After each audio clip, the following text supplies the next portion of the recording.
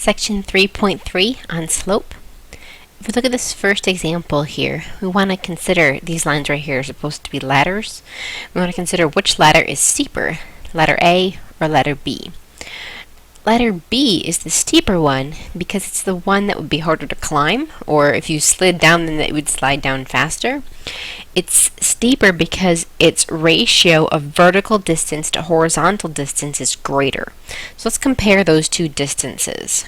For ladder A, the ratio of vertical distance, well actually both ladders have a vertical distance of 12 feet, and horizontal distance for ladder A is 6 feet. So that ratio is 2. And for ladder B, it's got still a vertical distance of 12 feet over a horizontal distance of 3 feet. So that ratio is 4. So this is a one way mathematically we can say that this is definitely a larger or steeper value. In example 2, looking at something similar to the ladders but with airplanes here, we're going to have to draw ourselves a picture because no picture was provided. So while taking off, airplane A climbed steadily for 2,100 feet over a horizontal distance of 7,000 feet. So let me label this picture that I'm drawing right here. It would have climbed 2,100 feet over 7,000 feet. Then airplane B climbs steadily for a height of 2,850 over a horizontal distance of 9,000 feet. Now, unlike in the previous picture, A and B, I could compare those because they both had the same vertical distance, so I could see that this one was definitely not as steep as ladder B was, and I could kind of see it from the picture as well as from the ratios. Besides the fact that I drew my own pictures not to scale here, since they have different horizontal and different vertical distances, really the only way to compare their steepness is to look at their ratio. So we'll look at the ratio for airplane A. So for airplane A, it's always vertical distance divided by horizontal distance. So the vertical distance is 2,100 over 7,000. Let's go ahead and get a reduced fraction for that. Let me turn on my calculator. Okay, 21,000 divided by 7, or 2,100, I mean, divided by 7,000, 0.3. So that is 0.3 is the ratio. And for our other airplane, we need to compute the vertical distance, 2,850 over the horizontal distance of 9,000. Let's calculate that. This one's 0.3166, repeating. And so we can see that this number right here is definitely larger. 0.316 repeating is larger than 0.3 or 0.30. So the airplane that climbed at the greatest incline was airplane B. Okay, so airplane B climbed at the greatest incline. And our reason is because we know that 0.316 repeating is larger than 0.3. It has a larger value right here of the ratio. Alright, now this ratio that we've been talking about is formally called slope. Slope is the ratio of change in y, which as we know from our axes right here, x and y is the vertical distance and x is the horizontal distance. So it's the change in y, or rise, our vertical change, divided by the change in x, also called run, that's our horizontal change. Okay. So if I'm looking at a line drawn on the axes right here, and I just pick two ordered pairs on that line, we can talk about the rise and the run as the difference of the coordinates of those ordered pairs. Rise, since it's on the y height right here, is going to be the difference of the y coordinates. That's where this part of the formula comes from, y2 minus y1 to get the change in the vertical direction. And then the change in the horizontal direction is going to be the difference of the x coordinates. So this formula here is used to compute slope between two ordered pairs. Now we normally use the letter m to represent slope. If you're curious why it's m, it comes from the French verb meaning to rise or ascend. We don't use s for slope because often s looks like a 5, and we don't want to be confused about that. I hit a button while I was trying to get my eraser. There we go. Okay, so let's look at finding the slope between a pair of ordered pairs here. So what I want to think about is I get my first ordered pair and my second ordered pair. So let's go ahead and label the coordinates of the first ordered pair. We know it's x then y, but I'm going to say that's x1 and y1 because they're both part of ordered pair number 1. We'll call this one x2 and y2, both parts of ordered pair number 2. That's how the formula right up here is labeled as well. So when I go to finding the slope, I'm going to take y2, which is the y value of the second ordered pair, minus y1, which is the y value of the first ordered pair, divided by x2, the x value of the second ordered pair, minus x1, the x value of the first ordered pair. So when I subtract the y coordinates, I'm getting the change in the run. It was already up 3 high, it went up to 9, which is an increase of 6. So you see when I subtract them, I'm computing how far it rose, right? When it rises from 3 to 9, it goes up 6.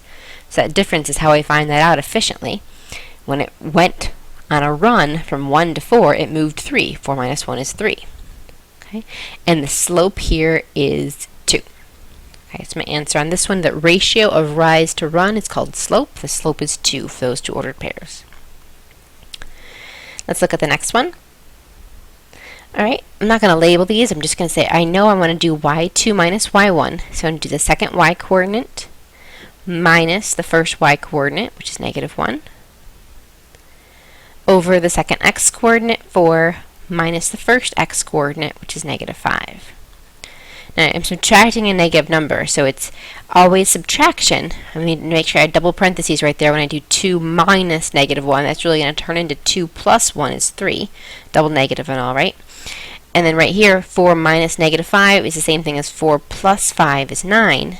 And so always leave your fractions in lowest terms if you can. So 3/9 would reduce to 1/3. Let's look at the next one. Let's get our slope here again. Okay, y2, negative 3, minus y1, 1. I guess I didn't need parentheses, I already started them. And then 2 is the x2 minus the x1, which is negative 4. So it's negative 3 minus 1 is negative 4. Over 2 minus negative makes that positive. So 2 plus 4 is 6. And reducing it, this one's going to be a negative 2/3. And the last one right here, the slope again, starting with y2, negative 5, minus y1, negative 3, over x2, negative 2, minus x1, which is negative 6. This formula is a formula that you're going to eventually need to memorize. You might want to write it on a note card so you can practice that formula for slope. Let's go ahead and finish simplifying. Negative 5 minus negative 3 or plus negative 3, or I'm sorry, or plus 3 is negative 2. Negative 5 plus 3 is negative 2. That'll be negative 2 minus negative 6, or negative 2 plus 6 is a positive 4. So this will simplify to negative 1/2.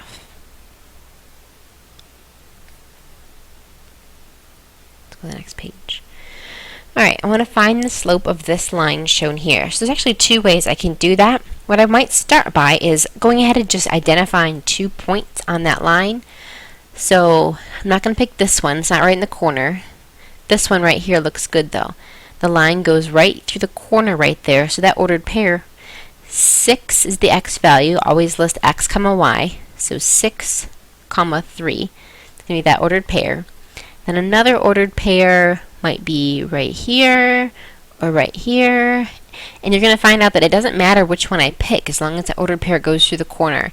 So I'm going to go ahead and pick this one, 9, 5, and you should go ahead and pick this one, 3, 1. When you find your slope, you're going to see that it comes out to be the same. We'll talk about why that works in a second. So let me start my slope, and let's say this point right here is my first point, and this point right here is my second point. So I should label it right there. So I've got my first point and my second point. So when I go to find my slope, I start with the y-coordinate of the second point, which is 5, minus the y-coordinate of the first point, which is 3, over the x-coordinate of the second point, 9, minus the x-coordinate of the first point, 6. 5 minus 3 is 2, over 9 minus 6 is 3, so my slope is 2/3. Now let's go back and see how we can verify that on the graph. If I draw these straight lines between these, making that sort of triangle shape, I can see that from the first point to the second point, it rises 1, 2, and runs 1, 2, 3. Remember, this is a measurement of rise over run. Same thing on the first point that we looked at over here, and this point. Rises 1, 2, runs 1, 2, 3. Any 2 points, I'm going to notice on this line, like this one and this one, rises 2, runs 3. So the slope is 2/3 between any 2 points that I would choose in this line. Slope is one of the constants, always the same on a line. Okay. Now let's think about what the slope of a vertical line might be. A vertical line is the kind of line that goes straight up and down, and if I measure the slope, it's going to have a lot of rise and no run. Okay, it doesn't go over left or right at all. Okay, think about it in terms of climbing a line. Okay, some lines you'd be able to climb, like this one right here. I might be able to walk up this line, but if it got steeper, if the line got steeper, it'd be harder for me to climb. And when it got vertical, it would be impossible for me to climb. Vertical lines have no slope, or we say that their slope is undefined. Okay, so no slope or undefined slope. And why that is true is because when I think about the rise over the run for the vertical line right here, I could start from one point and go up just a little bit, go 1 up, but there's no over, so it's dividing by 0, and when I divide by 0, have 0 run, I know that's undefined. All right. Let's think instead about a horizontal line. So a horizontal line is a line that is flat across in this direction. And when I think about the rise and run on this, the horizontal line doesn't rise at all, it only runs. Okay, so you could think about this as I could walk across the horizontal line without ever picking up my feet. Okay, and that's definitely something I could do. I would have no vertical rise, 0. I could go from one point to the next and have a run of 1, and it's okay to take 0 divided by 1 and get 0. Okay, so the slope of this line is 0. M equals 0, there is a slope here, the slope is 0, but there's no slope, the slope is undefined for a vertical. I'm going to keep these straight. I don't want to think of 0 as being no slope, that means something completely different. Okay, this one has a slope, its slope is 0 for a horizontal line, but a vertical line doesn't have slope. Another way to remember it is that it's totally possible to walk across a horizontal surface like the floor without picking up your feet. That's why it's no slope, you don't need to lift them. But it's not possible for any of us to climb up a vertical surface like a wall. So let's look at the next 2 examples. Find the slope of each line that goes to these 2 points. Okay, so I'm going to start with y2, 1, minus y1, negative 3, over x2, which is 2, minus x1, which is 2.